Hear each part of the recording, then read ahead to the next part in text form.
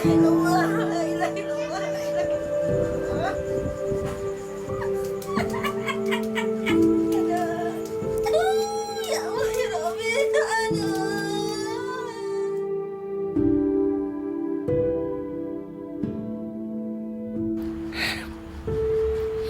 Lagi hamil, mau apa aja susah, makan apa aja susah. Giliran dia lahir, keadaan mamanya begini, siapa mbak yang nggak nangis?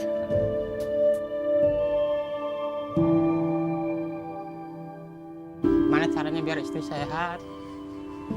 Ya buat anak-anak. Buat anak-anak aja yang penting.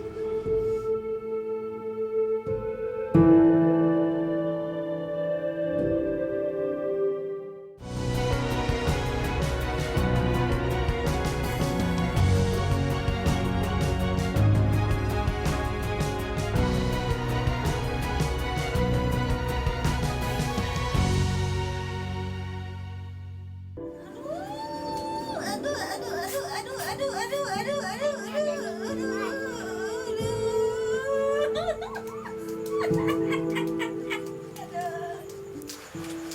Sakit. Tangis dan jeritan Dian Mariska memecah keheningan sore itu. Rasa sakit yang menjalar di kedua kakinya tak lagi tertahankan. Setiap hari selama 8 bulan terakhir, ibu 3 anak ini harus menahan nyeri yang kerap membuatnya tak bisa tertidur nyenyak. Dalam sehari itu pasti akan ada rasa sakit. Oh, tiap hari, hampir tiap hari. Iya.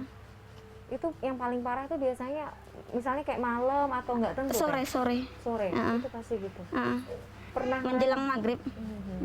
pernah ngerasain nggak tidur sama sekali? 4 bulan nggak pernah tidur. Nggak pernah tidur karena Sakit yang luar biasa, nahan sakit yang luar biasa. Perasaan udah mau sakaratul maut. itu gimana kalau pas lagi sakit-sakitnya itu gimana, nangis? Yang paling cukup atau nangis doang, nahan sakit. minum obat nggak? Iya, minum obat pereda nyeri doang, obat warung. Obat warung. Sakit yang Dian rasakan berawal setahun lalu. Saat itu Dian yang sedang mengandung 2 bulan terjatuh. Setelah itu ia sempat mengalami kesulitan berjalan. Lantaran tak ada biaya, rasa sakit itu ia biarkan tanpa pengobatan medis. Malang tak dapat ditolak. Kondisi Dian kini semakin memprihatinkan. Berarti belum pernah dibawa ke rumah sakit sama sekali? Belum. Iya belum. Pertimbangannya apa? Kenapa nggak dibawa ke rumah sakit? Ya karena masih ada bayi nyusuin kan nggak bisa dibawa ke rumah sakit. Terus ya biaya juga pasti kan nomor 1, kan belum punya BPJS segala kan gitu. Iya, untuk kebutuhan sehari-hari buat makan aja kan sulit lah gitu. Kadang sedih gitu. Kadang anak mau jajan kan nggak bisa, nyari kemana gitu. Ya paling-paling ke saudara 2.000, 3.000 kan gitu. Yang penting anak bisa jajan kan kayak udah gitu aja paling.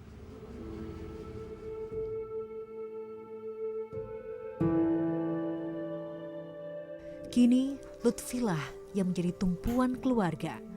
Lutfi sadar ia harus berjuang mati-matian mengumpulkan rupiah demi rupiah untuk kesembuhan sang istri. Tapi apa daya, ia tak bisa leluasa bekerja lantaran harus mengurus rumah dan ketiga buah hatinya.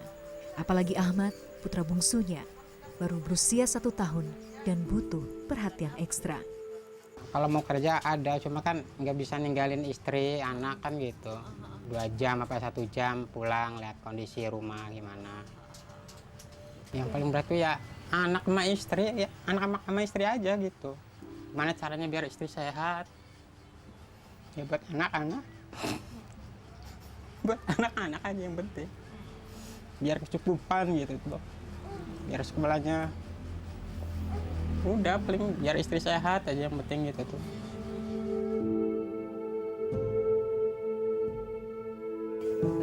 Meski menghadapi hidup yang sulit, Dian dan Lutfi saling menguatkan.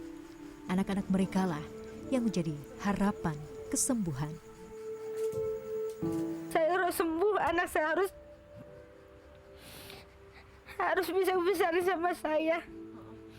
Dari hamil udah dibawa susah, sampai di lahir nggak pernah ngerasain gendongan mamanya. mau lagi hamil, mau apa aja susah, makan apa aja susah.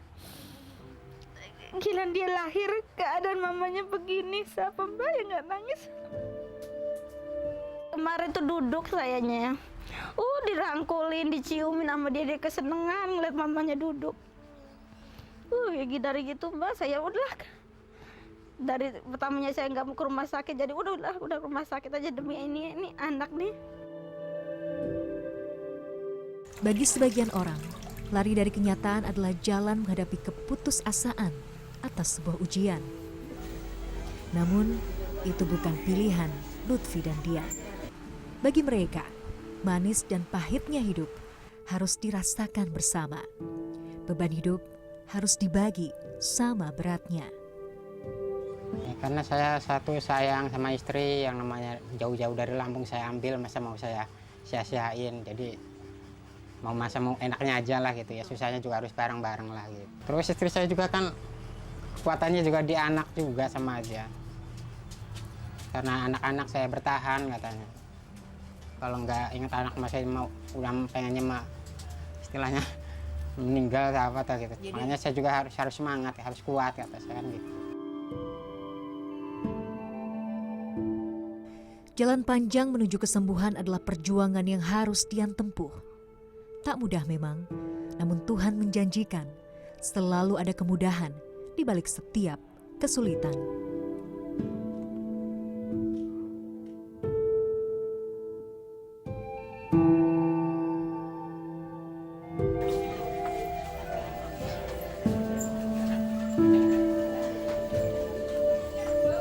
Tadinya kan masih bisa ya, sampai istilahnya tadinya bisa jalan seperti robot, sampai merangkak, sampai ngesot. Saya tahu percis Mbak istilahnya, iya perjuangannya.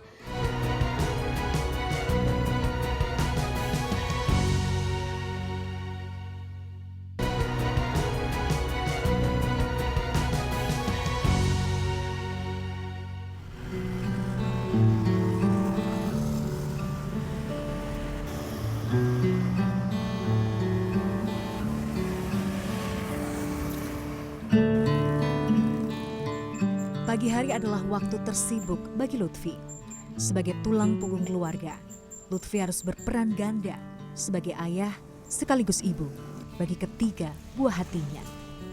Setiap pagi ia harus mengantarkan Syifa, putri sulungnya, ke sekolah. Beruntung ada motor pinjaman dari abangnya yang bisa ia gunakan. Jika ada rezeki tersisa, Lutfi bisa memberi sedikit uang saku untuk Syifa. Namun seringnya Syifa harus menahan diri untuk tidak jajan selayaknya teman-temannya di sekolah.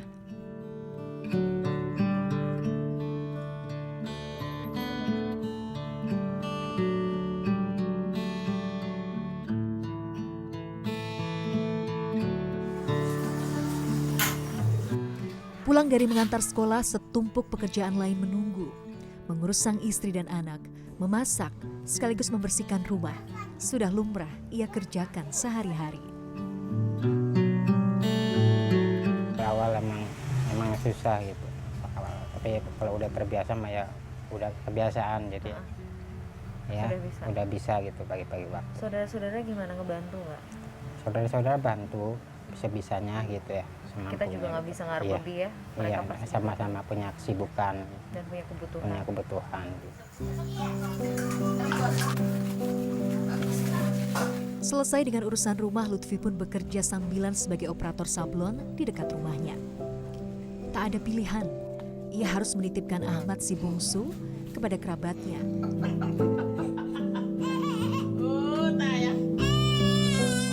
Dan membawa serta Fian, putra keduanya, ikut bekerja. Meski penghasilan tak selalu ada setiap hari, Lutfi merasa beruntung pemilik usaha sablon memberikan keleluasaan baginya untuk bekerja sembari mengurus istrinya yang tengah sakit.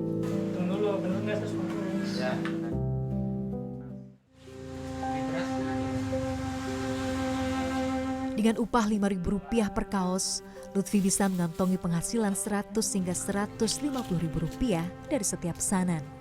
Sebagian lagi harus ia simpan untuk biaya berobat sang istri. Yeni, tetangga Dian dan Lutfi mengakui, kondisi keluarga ini memang membutuhkan uluran tangan. Penghasilan yang tak seberapa membuat keluarga ini cukup sulit memenuhi kebutuhan harian mereka. Dari dulu juga memang keluarga beliau, keluarga Budian itu ya memang istilahnya tidak cukup lah gitu, mengkhawatirkan memang semenjak dulu juga sebelum jatuh sakit juga. Ya sedihnya begitulah semenjak nggak bisa jalan itu. Tadinya kan masih bisa ya, sampai istilahnya tadinya bisa jalan seperti robot, sampai merangkak, sampai ngesot. Saya tahu percis Mbak istilahnya, iya perjuangannya. Saya merasakan sendiri gitu Mbak, seandainya saya seperti itu gitu. Berbagai upaya meniti jalan kesembuhan terus dilakukan Lutfi dan Dian. Meskipun upaya medis belum dilakukan maksimal karena keterbatasan biaya, Lutfi berikhtiar membawa Dian berobat ke pengobatan alternatif. Tentu saja Lutfi harus bersusah payah menyisihkan penghasilan yang tak seberapa untuk bisa membawa Dian berobat. Bagi Dian dan Lutfi, sekedar pergi berobat pun penuh perjuangan. Untuk kali ini saja butuh ratusan ribu rupiah untuk sekedar menyewa angkot. Belum lagi memindahkan Dian dari rumah ke kendaraan. Salah menyentuh saja bisa membuat Dian kesakitan.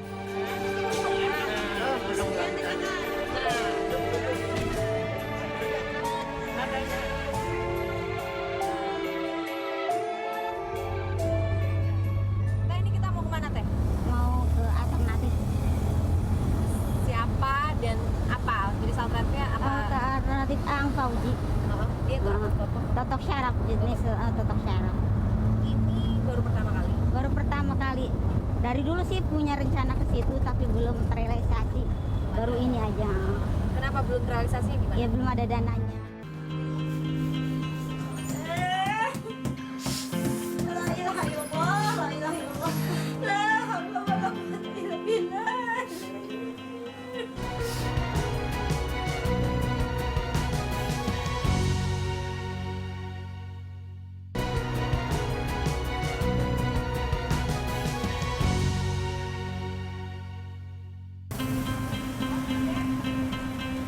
Nganterin dia belanja.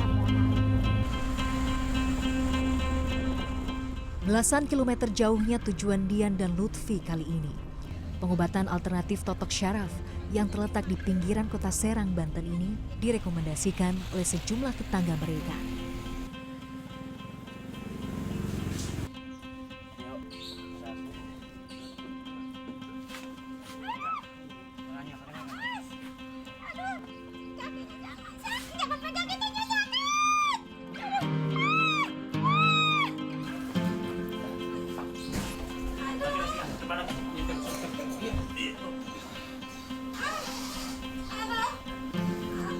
Bermodal minyak dan pijatan di beberapa titik, sang terapis mencoba mendeteksi penyakit Dian. Sesekali Dian menjerit, tak kuasa menahan nyeri. Tak berselang lama, terapi alternatif ini disudahi.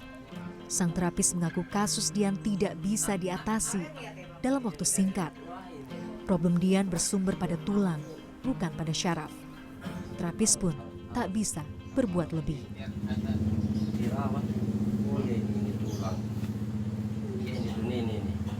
Ada yang nonjol ya? Ya ini mengkol ini tulang pagar. Tak banyak perubahan yang Dian rasakan sepulang dari tempat pengobatan alternatif. Kini, harapan satu-satunya tentu saja penanganan medis yang tuntas. Upaya Dian untuk berobat medis sebenarnya sudah dilakukan sejak lama. Namun kala itu, BPJS yang tidak diperpanjang membuat upaya medis ini tak bisa dilanjutkan. Budian ini BPJS-nya kan BPJS yang dibayarkan oleh provinsi. Nah, pihak provinsi ini ada waktu itu pengurangan peserta. Jadi entah tahu siapa yang tereliminasi, kita tidak tahu masyarakat itu. Kondisi Dian yang butuh uluran tangan membuat banyak pihak tergerak. Atas laporan warga setempat, Kepala Puskesmas Jombang pun mengupayakan berbagai langkah penanganan medis untuk Dian. Setelah melalui proses yang panjang, saat ini BPJS Dian kembali bisa diaktifkan. Tuhan senantiasa membuka jalan bagi mereka yang mau berusaha. Berkat upaya dari banyak pihak, hari ini Dian berkesempatan untuk menjalani pemeriksaan di RSUD Kota Cilegon. Kami dari tim Berbuat Baik mengawal proses ini sembari berharap akan ada harapan di ujung jalan.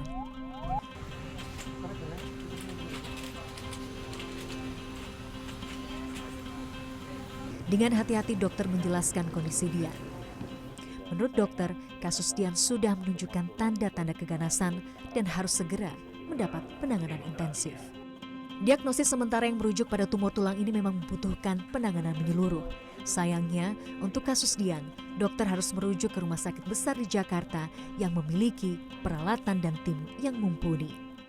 Jadi dok, intinya ini urgent banget untuk segera diatasi atau kalau pada kasus ini ya, kasusnya mungkin bisa kita kategorikan ya urgent ya, gitu. Karena kita nggak tahu kalau dibiarkan terlalu lama dia bisa mungkin lebih menginfiltrasi jaringan lainnya.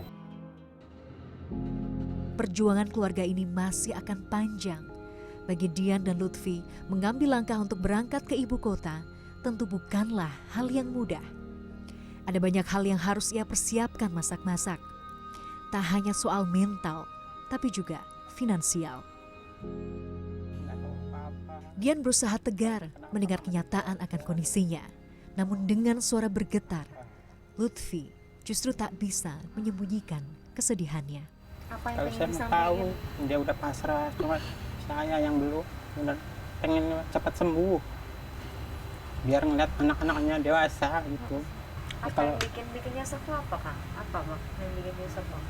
nyesek itu ya belum pernah ngebahagiain istri gitu. Selain rencana berobat ke Jakarta, Dian dan Lutfi masih memiliki mimpi yang belum terwujud. Saat ini, Dian dan Lutfi menempati rumah sederhana milik orang tua Lutfi. Rumah yang tak seberapa besar ini pun harus mereka bagi dengan 4 keluarga lain. Jika musim penghujan tiba, maka air pun masuk karena atap yang berlubang. Asa mereka pun sederhana, berharap bisa tidur nyenyak tanpa khawatir kehujanan. Kalau di luar hujan lebat gitu ya, di dalam rumah gerimis. Iya, jadi tidur pada ditutupin selimut semua, dibungkus selimut. Itu si bocah gimana yang paling kecil? Iya, dibungkus selimut.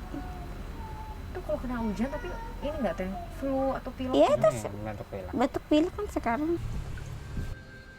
Melewati hari-hari yang panjang dan sulit, ada sejumput rasa syukur yang tak lupa Dian panjatkan. Memiliki pendamping hidup yang setia dalam suka dan lara adalah alasannya untuk bertahan. Ya makasih aja sama suami saya. Udah setia sampai sekarang, nggak pernah ngeluh, nggak rawat saya. Justru saya sering marah-marah sama dia. Mungkin kalau bukan dia udah nggak sabar kali nungguin saya tiap hari. Ya, syukur punya suami kayak dia.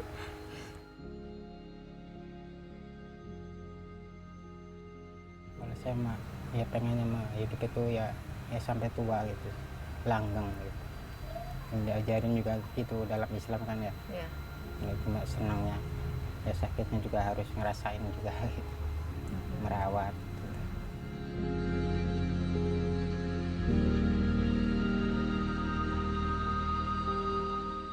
Dian dan Lutfi tak lelah merapal doa dan asa. Bisa menyantap nasi setiap hari dan memberikan perawatan medis terbaik bagi sang istri adalah harapan terbesar Lutfi. Keluarga kecil ini butuh uluran tangan orang-orang baik. Karena dengan berbuat baik, kita meringankan beban mereka.